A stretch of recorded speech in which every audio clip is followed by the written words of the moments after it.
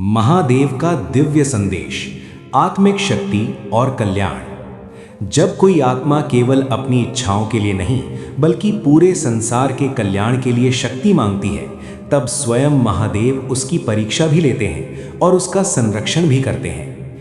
हे मेरे पुत्र, हे मेरी पुत्री, तुमने कई बार सोचा कि तुम्हें अनदेखा कर दिया गया है, पर सत्य ये है कि मैं हर उस क्षण तुम्हारे साथ था जब तुम भीतर से टूट रहे थे।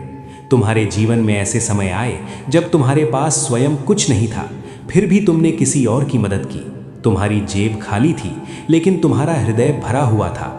तुमने दान दिखावे के लिए नहीं दिया, बल्कि इसलिए दिया क्योंकि तुम्हारी आत्मा को शांति मिलती थी। यही तुम्हारी सबसे बड़ी पहचान है। मैं वैराग्य का ही नहीं, न्याय का भी देव हूँ। मैं वहीं स्थिर होता हूँ जहाँ शक्ति के साथ विनम्रता हो, जहाँ अधिकार के साथ सेवा हो और जहाँ सफलता के साथ करुणा हो। तुमने दुख सहा पर किसी के प्रति कटुता नहीं रखी। तुम गिरे पर उठकर फिर चले। यही कारण है कि तुम्हें चुना गया है।